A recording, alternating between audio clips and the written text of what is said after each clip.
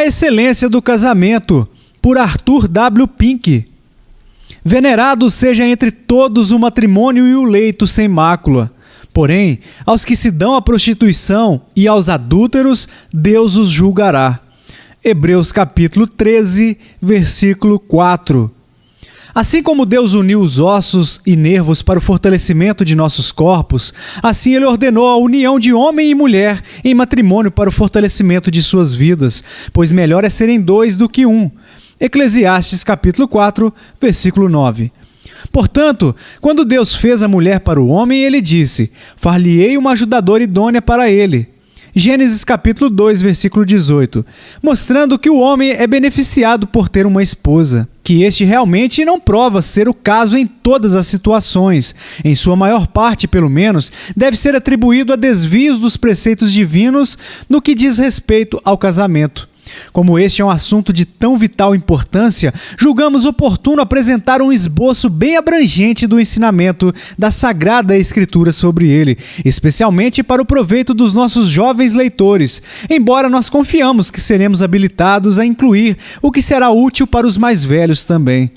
É talvez uma observação comum, porém mesmo assim relevante, pois tem sido proferida com muita frequência, que com a única exceção da conversão pessoal, o casamento é o mais importante de todos os eventos terrenos na vida de um homem ou uma mulher.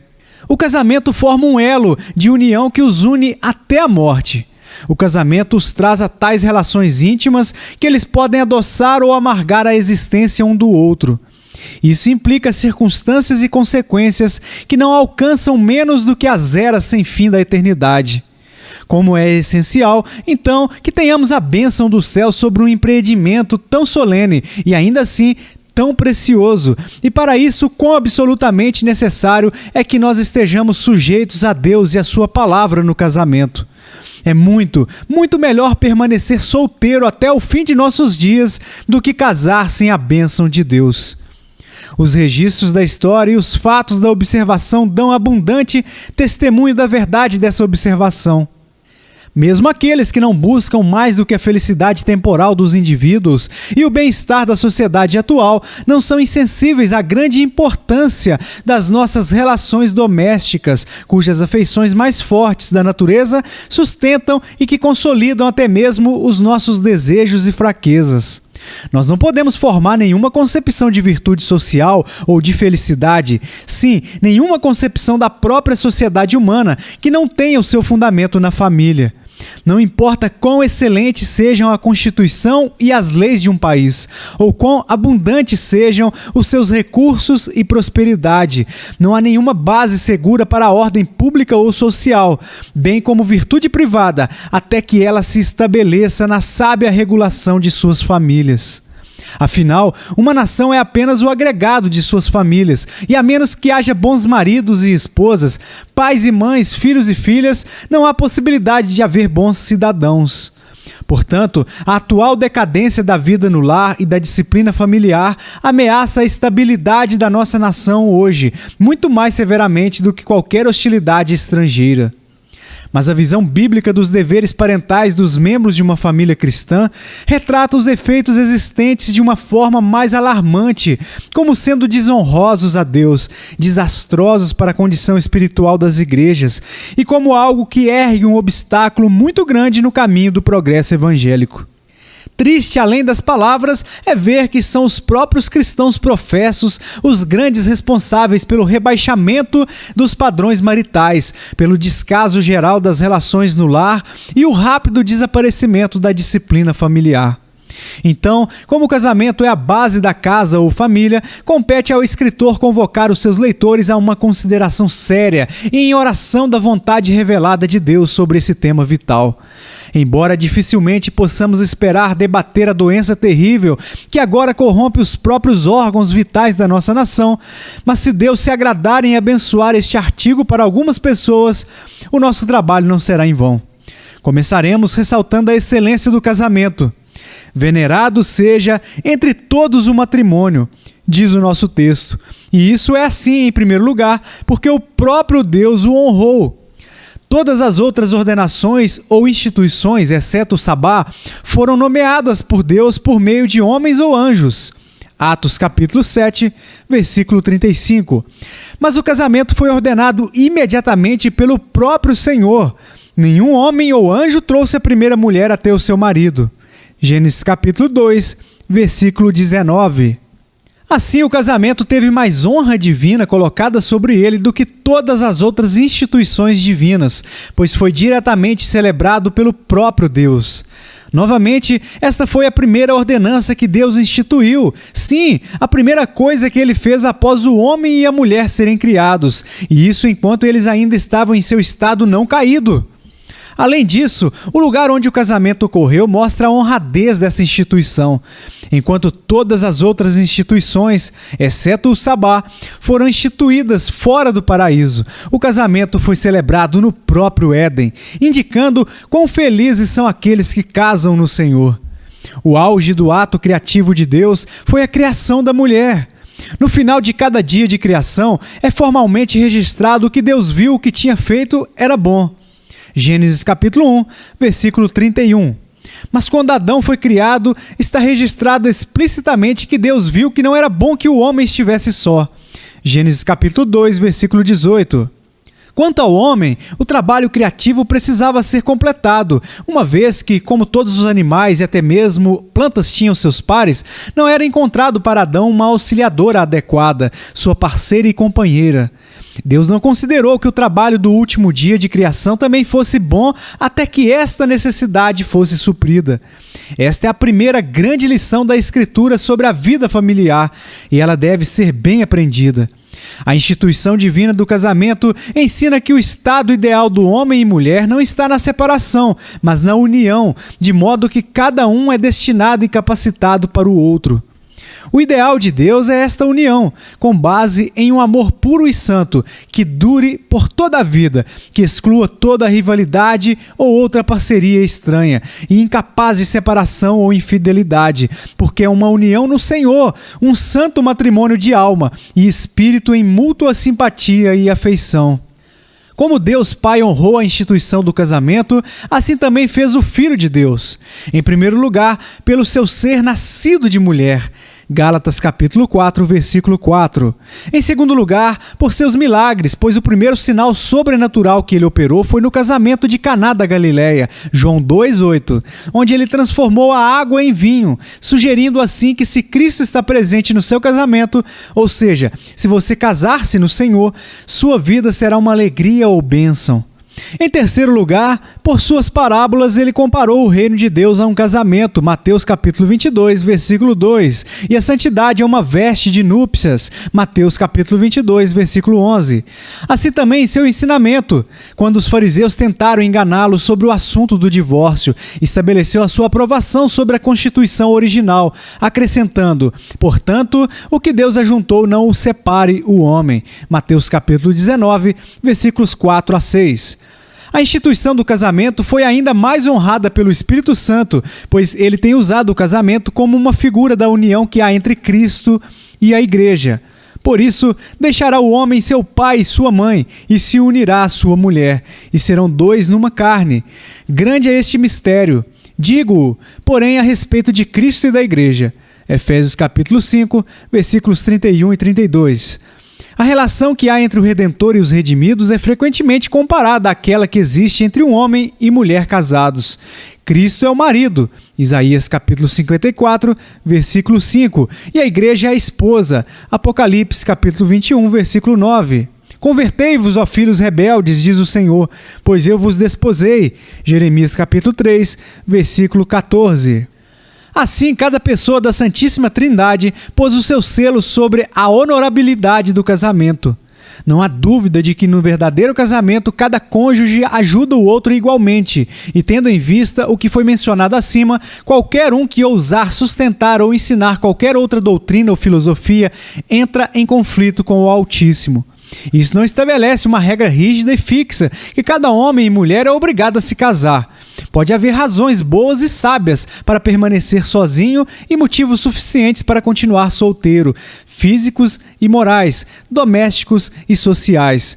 No entanto, uma vida de solteiro deve ser considerada como excepcional em vez de ideal. Qualquer ensinamento que leva homens e mulheres a pensarem no vínculo matrimonial como sinal de cativeiro e sacrifício de toda a independência, ou a interpretar o ser esposa e a maternidade como escravidão e obstáculo a um destino mais elevado da mulher, qualquer sentimento público que promove o celibato como mais desejável e honrado, ou que substitui qualquer outra coisa pelo casamento e lar, não somente viola a ordenança de Deus, mas abre a porta para inomináveis crimes e ameaça os próprios fundamentos da sociedade. Ora, é claro que o casamento deve ter motivos específicos para sua instituição. 3 motivos são dados na Escritura. Em primeiro lugar, para a propagação de filhos. Esta é a sua finalidade óbvia e normal. E criou Deus o homem à sua imagem. A imagem de Deus o criou. Homem e mulher os criou. Gênesis capítulo 1, versículo 27. Não 2 machos ou 2 fêmeas, mas um macho e uma fêmea. Para tornar inequivocadamente claro o seu propósito, Deus disse: frutificai e multiplicai-vos. Por esta razão, o casamento é chamado de matrimônio, o que significa qualidade de mãe, porque resulta em virgens tornando-se mães. Portanto, é desejável que o casamento seja celebrado na juventude, antes do auge da vida ter passado. 2 vezes na Bíblia lemos sobre a mulher da tua mocidade.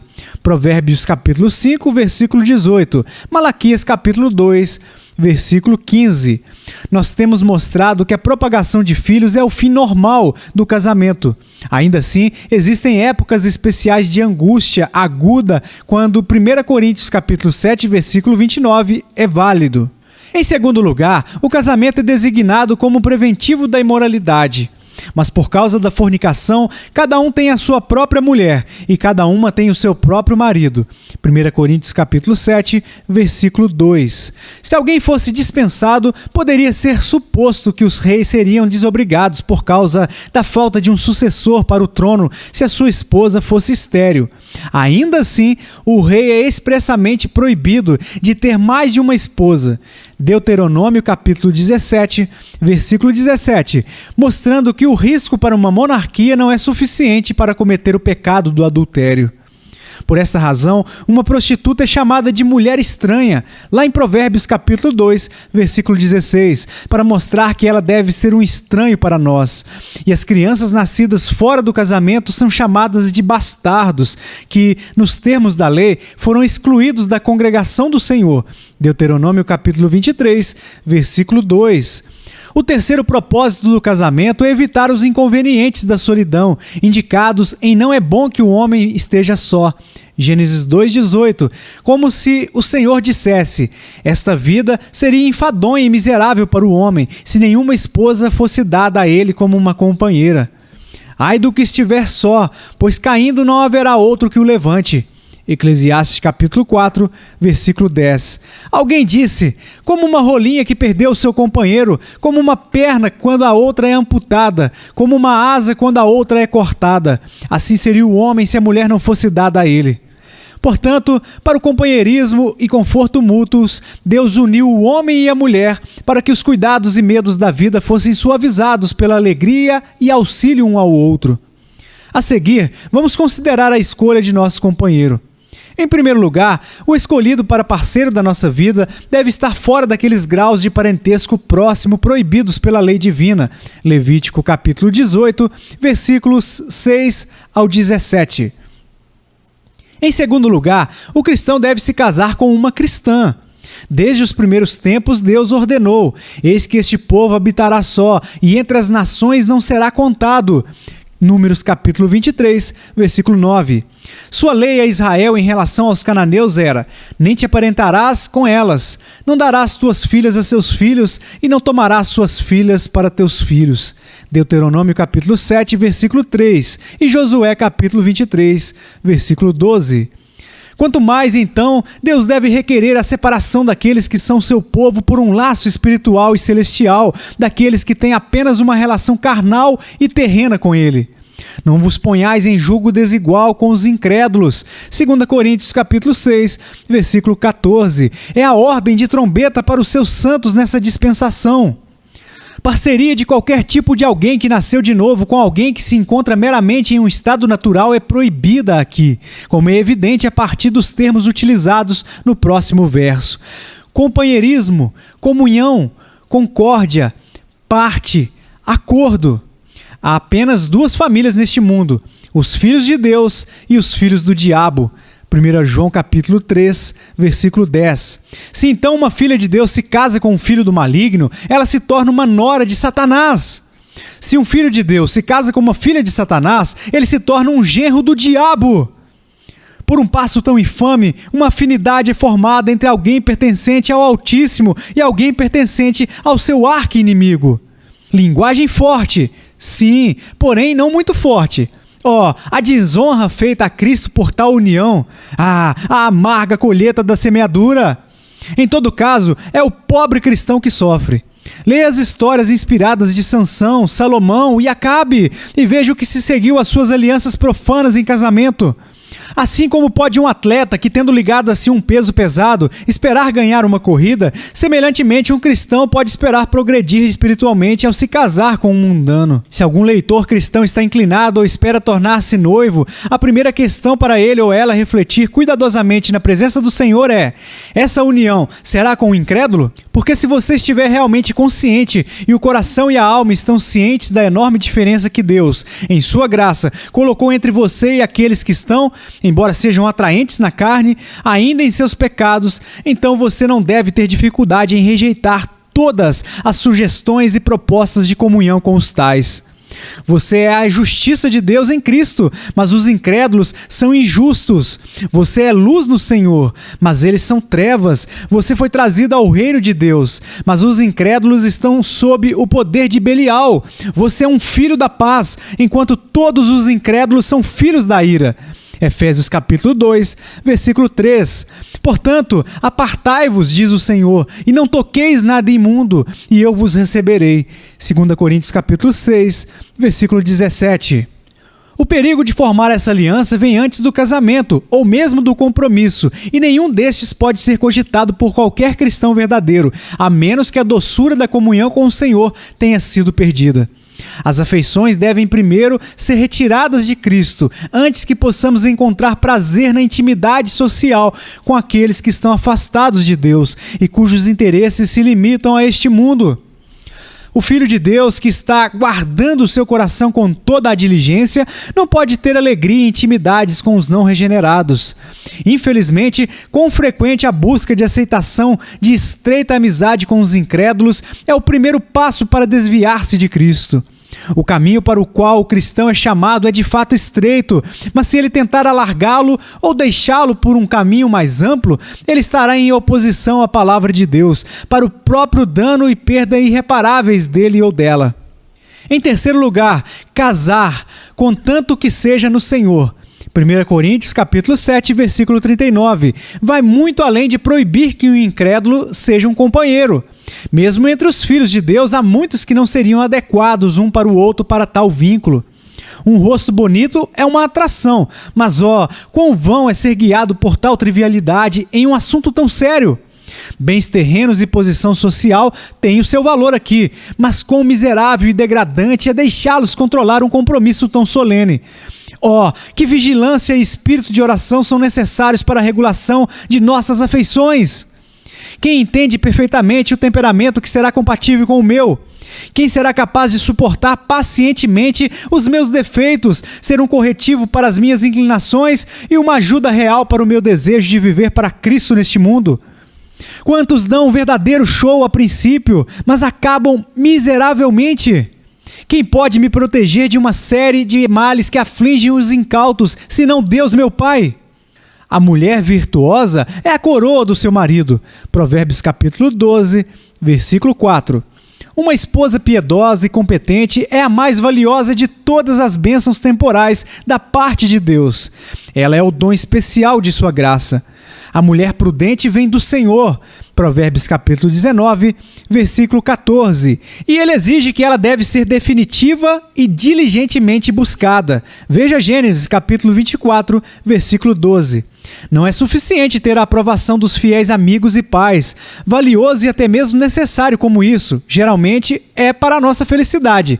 Pois, embora eles estejam preocupados com o nosso bem-estar, a sabedoria deles não é suficientemente abrangente. Aquele que designou a ordenança deve ter a preeminência se quisermos ter a sua bênção sobre esta questão. Agora, a oração não se destina a ser um substituto para o bom desempenho das nossas responsabilidades. Sempre somos exigidos de usar a cautela e discrição e nunca devemos agir rápido e precipitadamente. O nosso melhor julgamento deve regular a nossa emoção. No corpo, a cabeça é colocada acima do coração e não o coração acima da cabeça. Quem encontra uma verdadeira esposa acha o bem e alcança a benevolência do Senhor. Provérbios capítulo 18, versículo 22. Acha indica a conclusão de uma busca. Para nos dirigir nisso, o Espírito Santo deu duas regras ou qualificações. Em primeiro lugar, a piedade, porque a nossa companheira deve ser como a esposa de Cristo, pura e santa. Em segundo lugar, adequação, uma ajudadora que lhe seja idônea. Gênesis capítulo 2, versículo 18, mostrando que uma mulher não pode ser uma ajudadora a menos que ela seja idônea, e para isso ela deve ter muito em comum com o seu companheiro. Se o seu esposo for um trabalhador, seria uma loucura que ele escolhesse uma mulher preguiçosa. Se ele for um estudioso, uma mulher sem amor ao conhecimento seria bastante inadequada. O casamento é chamado de jugo, e dois não podem se unir se todo o fardo estiver somente sobre um. Como seria se alguém fraco e débil fosse o parceiro escolhido? Agora, para o benefício dos nossos leitores mais jovens, destacaremos algumas das evidências pelas quais um companheiro piedoso e adequado pode ser identificado. Em primeiro lugar, a reputação. Um bom homem comumente tem um bom nome. Provérbios capítulo 22, versículo 1. Ninguém pode acusá-lo de pecados grosseiros. Em segundo lugar, o semblante. A nossa aparência revela as nossas características e, portanto, a Escritura fala de olhares orgulhosos e olhares impudentes. O aspecto de seu rosto testifica contra eles. Isaías capítulo 3, versículo 9. Em terceiro lugar, o discurso. Pois do que há em abundância no coração, disso fala a boca. O coração do sábio instrui a sua boca e aumenta o ensino dos seus lábios. Provérbios capítulo 16, versículo 23. Abre a sua boca com sabedoria e a lei da beneficência está na sua língua. Provérbios 31, 26. Em quarto lugar, a aparência. Uma mulher modesta é conhecida pela modéstia de seu vestuário. Se a roupa for vulgar ou pomposa, o coração é vão. Em quinto lugar, o companheirismo. Pássaros do mesmo tipo de penas voam juntos. Uma pessoa pode ser conhecida por suas associações. Uma palavra de alerta, talvez, não completamente desnecessária. Não importa o quão cuidadosamente e com oração o parceiro seja escolhido, ele não encontrará o casamento como sendo uma coisa perfeita. Não que Deus não o fez perfeito, mas o homem caiu em pecado e desde então a queda maculou tudo. A maçã pode ser doce, mas há um bicho dentro dela. A rosa não perdeu a sua fragrância, mas espinhos crescem com ela. Querendo ou não, em todos os lugares nós observamos a ruína trazida pelo pecado. Então, não vamos sonhar com aquelas pessoas sem defeitos que uma fantasia doentia pode imaginar e que podem romancistas retratar. Os homens e as mulheres mais piedosos têm as suas falhas. E embora isso seja fácil de suportar quando há amor verdadeiro, entretanto, eles precisam ser suportados.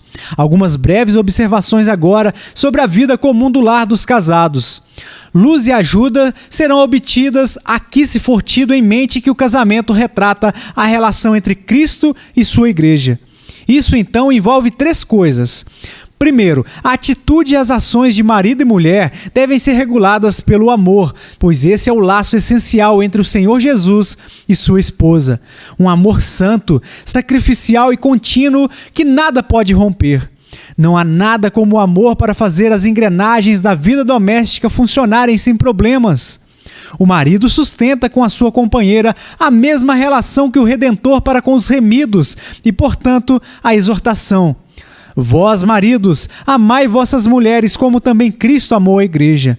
Efésios capítulo 5, versículo 25. Com um amor cordial e constante, sempre procurando o seu bem, ministrando as suas necessidades, protegendo-a e suprindo-a, suportando as suas fraquezas e assim, dando honra à mulher como vaso mais fraco, como sendo vós os seus cordeiros da graça da vida, para que não sejam impedidas as vossas orações. 1 Pedro capítulo 3, versículo 7. Em segundo lugar, o papel do marido. A cabeça da mulher é o homem. 1 Coríntios capítulo 11, versículo 3. Porque o marido é a cabeça da mulher, como também Cristo é a cabeça da igreja. Efésios capítulo 5, versículo 23. A menos que essa nomeação divina seja devidamente obedecida, certamente haverá confusão. A família deve ter um líder, e Deus designou o marido como tal, tornando-o responsável pelo seu correto governo. E séria será a perda se ele fugir de seu dever e colocar as rédeas do governo sobre a sua esposa. Mas isso não significa que a Escritura lhe dá licença para ser um tirano doméstico, tratando a sua esposa como uma serva. O seu domínio deve ser exercido em amor para com aquela que é a sua coerdeira. Igualmente, vós, maridos, coabitai com elas. 1 Pedro capítulo 3, versículo 7. Isto é, busquem a sua companhia depois que o trabalho do dia acabar. Essa ordem divina condena claramente aqueles que deixam as suas esposas e afastam-se do lar com o pretexto de um chamado de Deus. Em terceiro lugar, a submissão da mulher. Esposas, sujeitai-vos a vossos maridos, como ao Senhor. Efésios capítulo 5, versículo 22. Há apenas uma exceção a ser feita na aplicação desta regra, ou seja, quando ele ordena aquilo que Deus proíbe ou proíbe aquilo que Deus ordena. Porque assim se adornavam também antigamente as santas mulheres que esperavam em Deus e estavam sujeitas aos seus próprios maridos. 1 Pedro capítulo 3, versículo 5. Infelizmente, quão pouco deste adorno espiritual é evidente hoje. Como Sara obedecia a Abraão, chamando-lhe Senhor, da qual vós sois filhas, fazendo o bem e não temendo nenhum espanto. 1 Pedro capítulo 3, versículo 6. O que caracteriza as filhas de Sara é a submissão voluntária e amorosa ao marido, por respeito à autoridade de Deus. Onde a mulher se recusa a se submeter ao seu marido, os filhos certamente desafiarão aos seus pais. Semeia-se o vento, colhe-se tempestades. Nós temos espaço apenas para uma outra questão, a qual é profundamente importante para os jovens maridos atentarem. Prepara de fora a tua obra e aparelha no campo, e então edifica a tua casa. Provérbios capítulo 24, versículo 27. O ponto aqui é que o marido não deve pensar em possuir a sua própria casa antes que ele possa pagar por ela. Como diz Matthew Henry, esta é uma regra da providência na gestão dos assuntos domésticos. Devemos preferir as necessidades aos luxos e não esbanjar o que deve ser gasto para o sustento da família. Infelizmente, nesta época degenerada, tantos jovens casais querem começar de onde seus pais terminaram e depois sentem que devem imitar seus vizinhos ateus em várias extravagâncias. Nunca entre em dívida ou compre no sistema de crédito. A ninguém devais coisa alguma. Romanos capítulo 13, versículo 8. E agora, uma palavra final sobre o nosso texto. Venerado seja entre todos o matrimônio. Daqueles que são chamados para isso, nenhuma classe de pessoas é excluída. Isso claramente expõe a mentira do ensino pernicioso de Roma sobre o celibato do clero, como faz também 1 Timóteo e etc. E o leito sem mácula não significa apenas fidelidade ao voto matrimonial.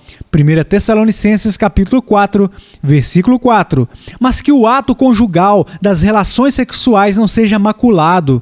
Em seu estado não caído, Adão e Eva foram ordenados a multiplicar. Ainda assim, a moderação e sobriedade devem estar aqui, como em todas as coisas. Nós não cremos naquilo que é chamado de controle de natalidade, mas nós sinceramente exortamos o autocontrole, especialmente por parte do marido, pois aos devassos e adúlteros Deus os julgará. Este é um aviso solene contra a infidelidade. Aqueles que vivem e morrem de modo impenitente nestes pecados perecem eternamente. Efésios capítulo 5, versículo 5.